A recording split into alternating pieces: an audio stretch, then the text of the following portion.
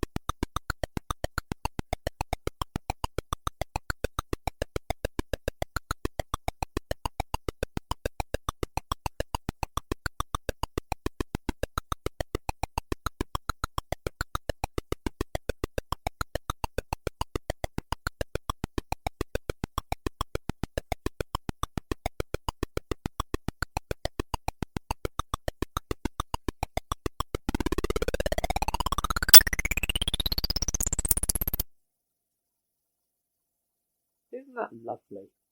Just very simple drawing of lines over the top of each other to get a nice, beautiful laces or spider's web type pattern. So you start in a small hall, there's a broken ladder and a trapdoor above. Move north, box room, there's some glue, strange fishy smell. So let's get the glue. Go back down south, there's a trapdoor above, there's a broken ladder. So what do? We're trying to fix the ladder.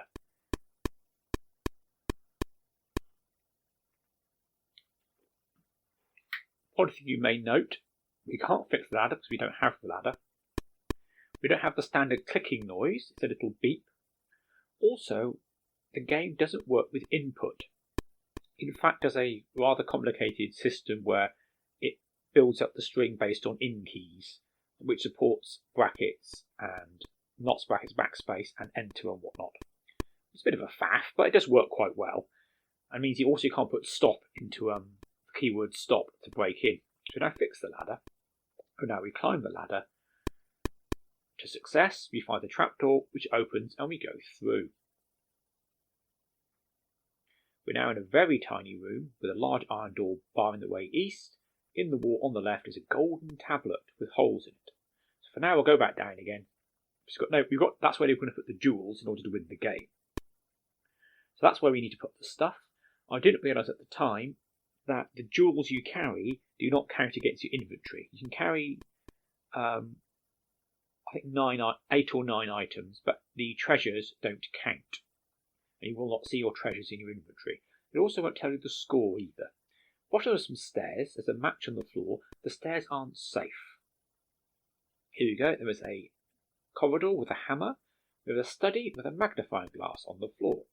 So let's take the magnifying glass, and this bit is put in by me as a ease of use thing. You've got to use get.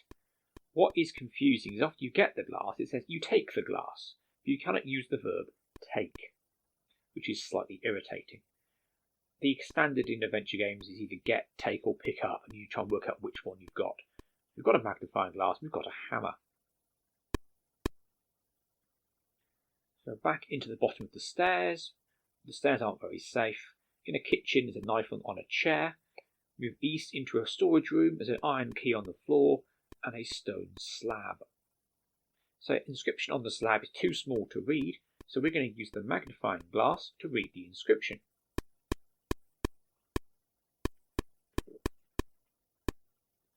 And this tells us, it says smash open the rock. This is just a clue to the syntax, because I tried things such as smash stab, slab, smash stone slab, open slab, move, etc., etc. It doesn't work.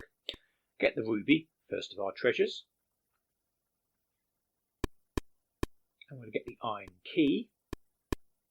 Use the iron key to open the iron door.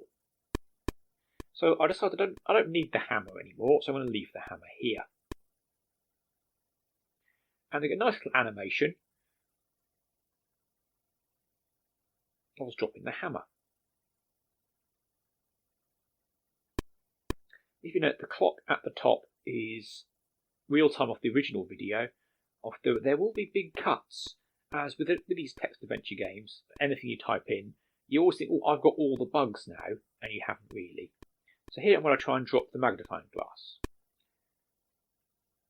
And we wait, and we wait, and we wait. And we wait some more, we wait some more. And it's trying to work out what on earth I'm doing. So you're not carrying that, mate. So I'm actually carrying a magnifier. So whenever you get a command wrong, there is a long wait. But eventually it drops. You can only drop one item in a room. So bottom of the stairs, there's a match on the floor, leaving it for now, and a small hole. Let's go up. This is the room with the jewelled bar. We insert the jewel, and I put the ruby into the jewel tablet. This is a good thing. The inventory is actually held in memory rather than as a variable. It's all done with pokes, peeks and pokes, which I believe is quite efficient in terms of memory. We've unlocked the door, gone east, We're in a prison cell. Let's go east. Nothing in the prison cell. A room used for word work. Obviously, there's a typo, so we're going to take the stake.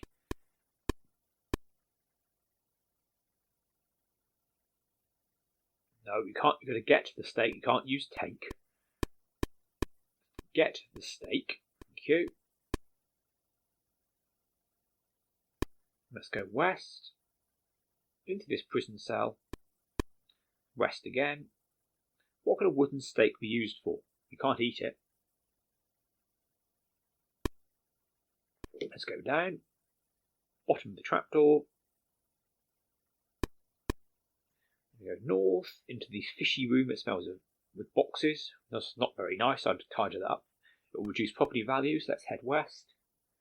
A large dining room where there was a matchbox. We shall get the matchbox. Which will come in very handy. So we are currently carrying an iron key, a knife, a matchbox and a stake. And I don't think I'm going to need the iron key anymore. So drop the key. To be told, I'm not carrying the key, I'm actually carrying a key bracket iron brackets, which is rather annoying. The inventory routine is quite pleasant. It works out what you're carrying with A or some, which is quite nice. So drop the iron key, or key brackets iron brackets. Here is a billiard room with a blue ball in it. Let's go west, in a servant's room. And a short corridor. To the north is a locked door. The iron key does not work on this door, but there's a lucky charm on the floor. So we'll take that. Let's now head south. It's always good to have a bit of luck.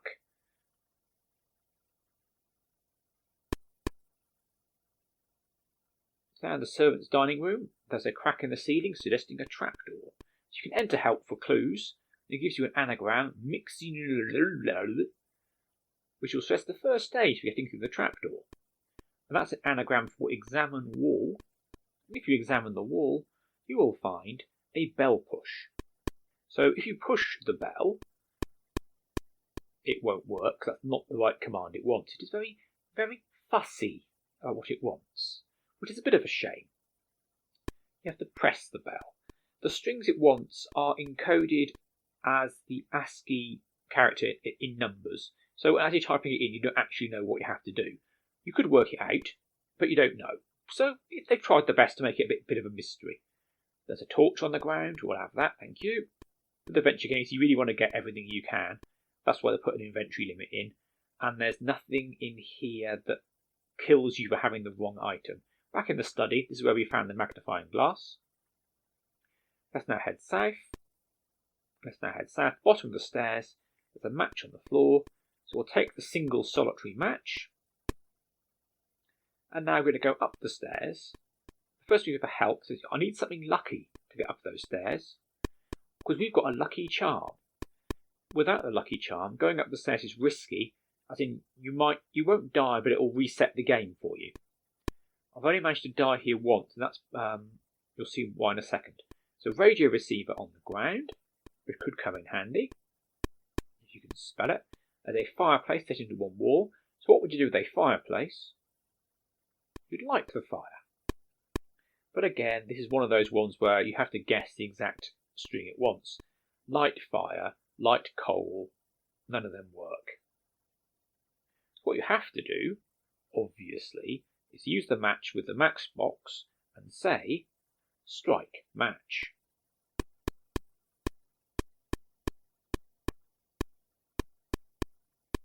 By striking the match, the fire leaps into life, and then a panel slides open, and we get to go through it. And what do we find beyond the fireplace? A dismal burial chamber, west exits west and south, and a coffin with Dracula in it, and a diamond. Good old Dracula, he gets about. Fortunately, we're carrying a stake, and it does warn us that Dracula is in this room. So we open the coffin, and Dracula rises to a seated position, and we just have to kill Dracula using the stake. If you don't kill Dracula, spelling it correctly, don't get it wrong, you will instantly die. There's now a diamond, which we shall take. which you'll get rather. The graphics in this game are quite nice, except were a bit pointless. So a room with a chest of drawers and the radio receiver is beeping when it pointed upwards, and there's a typo. So open the drawers. In the drawer is a key. That should have been a graphic of a key. I'm not sure what happened there. It could be a typo on my part. So we'll get the key.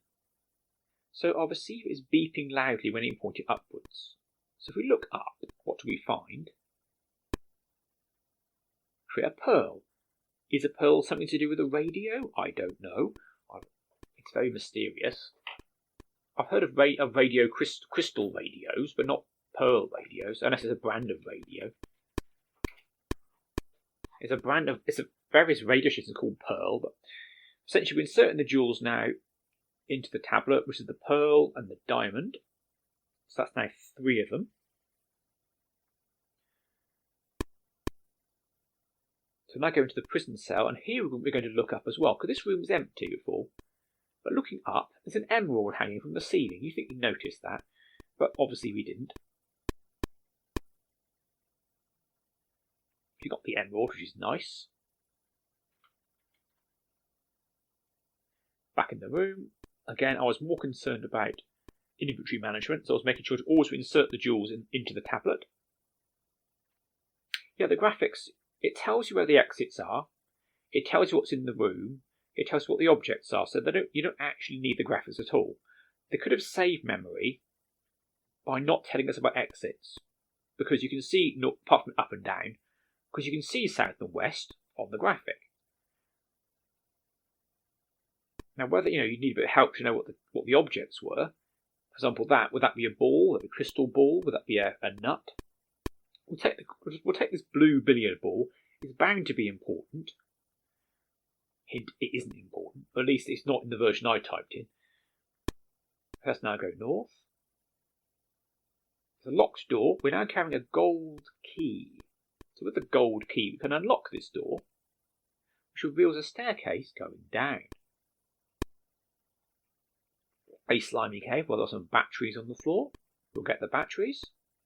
What are batteries used for? Use the batteries with the torch. Let's now head west. We're in a large cave with stalactites hanging from the ceiling, with a massive fire-breathing dragon blocking the route north. He's wearing a coat. Because we're carrying a knife, we can just kill a massive fire-breathing dragon with a kitchen knife, and he's dead.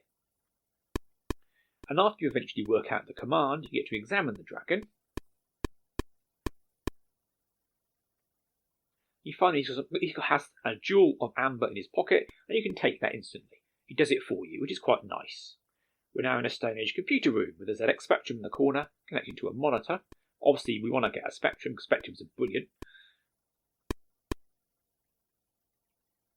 Unfortunately, it doesn't let us. They belong to the computer player. So we'll ask for help. Oh, it's another anagram. It likes its anagrams. Cuscoloiton. So I'm guessing that is enter a squall. I'm not good at anagrams. 3 words. Enter a skulok. Yeah, that'll work.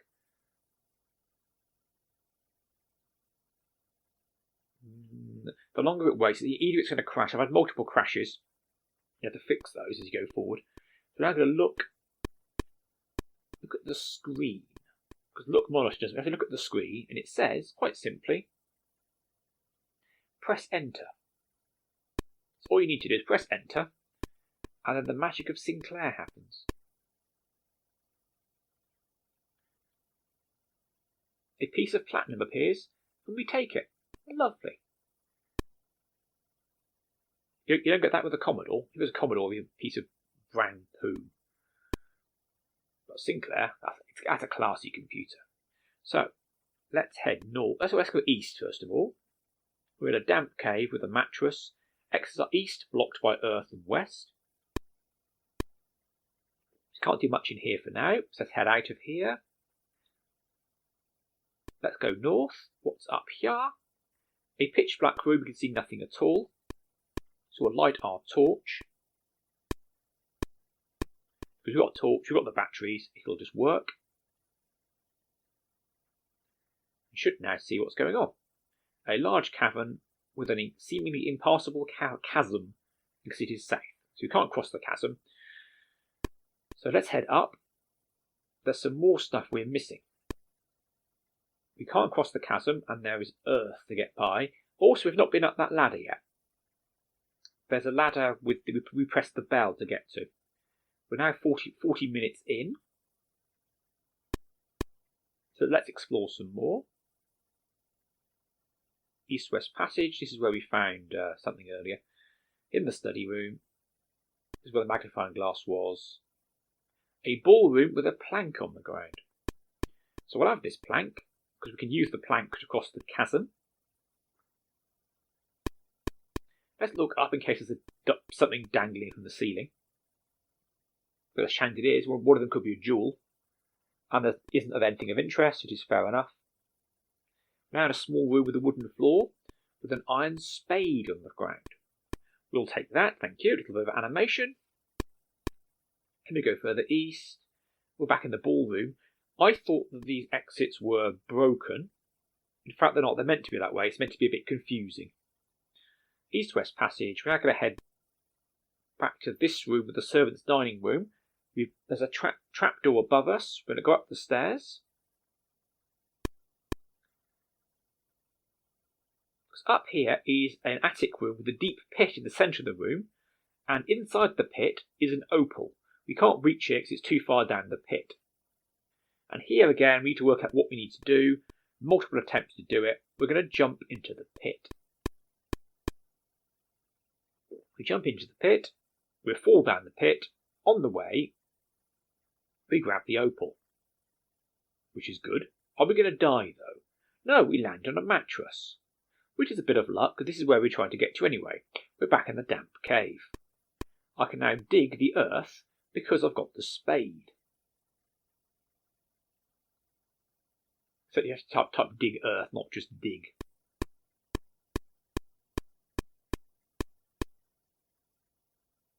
You shift the earth, lovely. Can we now go east? No, it's blocked by rocks. And how do we fix rocks? You break rocks with a hammer. Where's the hammer? We left it in the storage room beyond the kitchen. Oh dear. Oh dear, oh dear. So we'll drop the shovel, except it's not a shovel, it's a spade. It's a long way. No, you're not carrying that. It's rather slow, but if you get the commands correct, it's okay. Can we dig the rocks with the spade?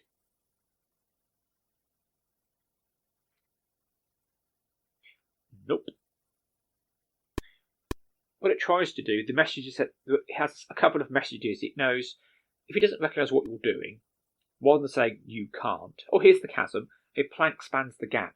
By carrying the plank, you automatically bridge the gap, which is nice. We can now cross the chasm in a Stone Age bathroom with a stone bath in the centre, full of thick black liquid. What do you do with a full bath? Well, you pull the plug. Unfortunately, this is not what the author thought. You have to remove the plug. Text adventures are quite good for teaching you synonyms and frustration and swearing. The liquid gurgles out of the bath, and at the bottom of the bath is a silver nugget, which is one of the 10 treasures, which is nice. So let's now head south. Here's this chasm. Off we go. Back to the bottom of the stairs. In the slimy cave. We know to the east is the rocks we can't get past. So what am I carrying? A knife, a ball, a stake, a gold key, a receiver, batteries, plank, spade and a torch. We're now going to climb the stairs.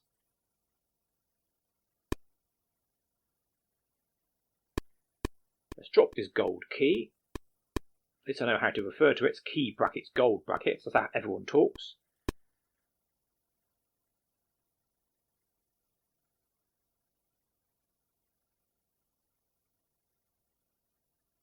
There it goes. And we're now going to head to the treasure room and insert the treasure.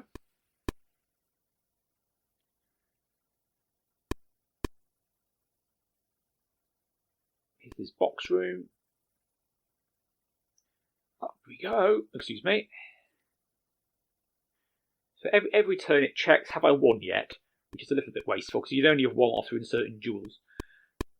So insert the jewel, it goes, yeah, we put the opal in, put the amber,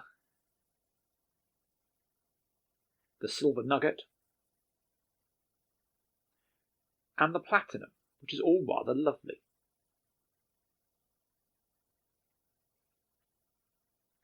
So now we're now going to go and get the hammer, but I will skip over some of the way. Here we are. We're going to get the hammer.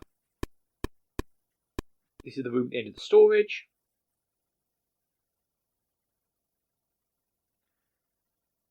Excellent. We're now going to try and drop stuff we don't want. We don't need the knife anymore, so drop the knife.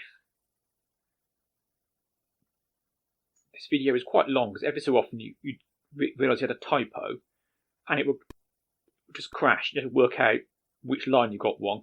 Because whenever you, in a room, you enter a command, back in the room with the rocks, it goes to a subroutine and reads a line of data based on a line of how many data items you've got, starting at line so-and-so. If you've got the line wrong, weird things happen. So we've broken the rocks. Like, for example, you press the bell, climb a ladder, and Dracula kills you. There's a mirror in the corner, and a sarcophagus.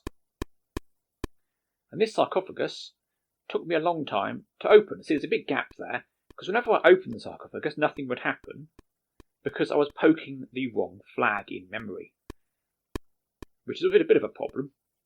So now I open the sarcophagus. Inside is a mummy. What do we do with mummies? Well, we could try and kill him.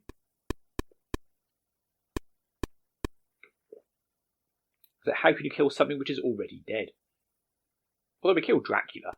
The mummy is actually dead, it's not going to kill you. But we can unwrap the mummy because it's wrapped in bandages.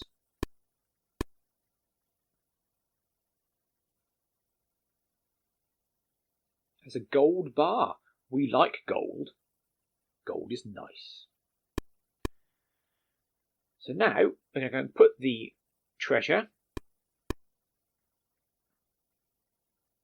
in the jewel case. So there's two items we've not used yet, which are the blue ball from the billiard table and the mirror. We'll get to them in a second.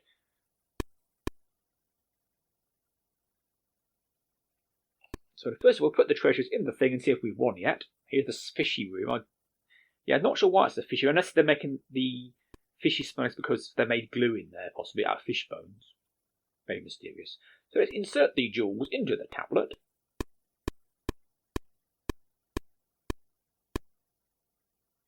We put the gold bar into the tablet, which is nice. But we still haven't won. There's one treasure left to find. And this was a bit of a puzzle. I looked for the code, and the treasure you want to find is actually a sapphire. So I thought, oh, okay, blue billiard ball, blue, maybe it's inside there. Unfortunately, I was going to smash the billiard ball. It doesn't let you do that. So I thought, oh, well, it was blue. It's got to be important, blue. Maybe examine the ball. Nope, the ball is not of interest. So go to the billiard room, do help. It says, there's a simple solution right at the end of your nose.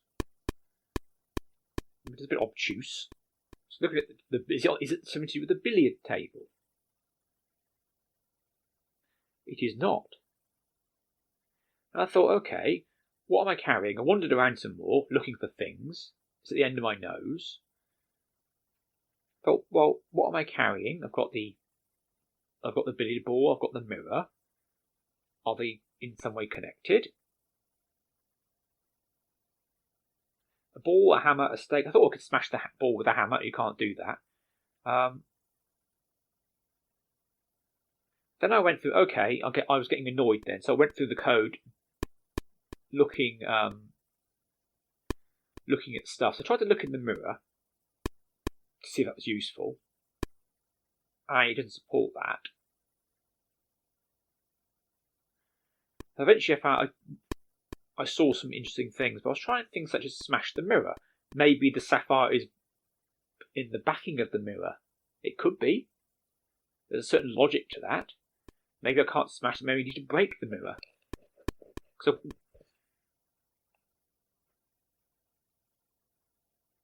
this is where this game gets a bit silly. I didn't mind most of it was pretty good. And then you try use mirror.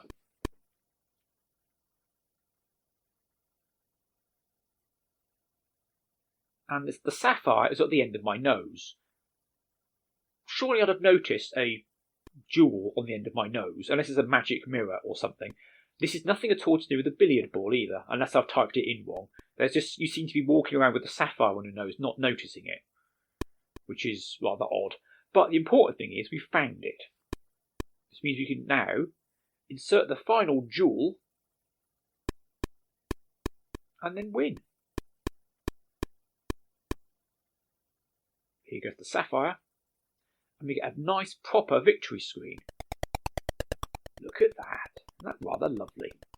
A lot of these games just go, yeah, you've won, well done. Stop. Oh, yeah. So apart from the mirror nonsense, which I think is a bit stupid, I'm sorry, the rest of it is really rather good. Graphics quite nice. Teaches the importance of memory management, which is pretty good. And has some nice visual effects, such as this. And this is nice too, well done. You have successfully, the scrolling text is very neatly done as well, the adventure, the jewel tablet, activated by the presence of the 10 jewels, swings wide open. Inside is a massive hoard of treasure. Congratulations. A winner is us. So that was House of Adventure. It took me several days to type in. It's 40 pages in the book. But I think it's rather good. Apart from the mirror, which is silly, it's pretty good. I liked it. It's got some nice effects. They tried to make it a bit graphical. So I think there's a thumbs up from me. If you liked it, leave a thumbs up. If not, leave a comment below. And thank you for watching, and I'll see you again next time.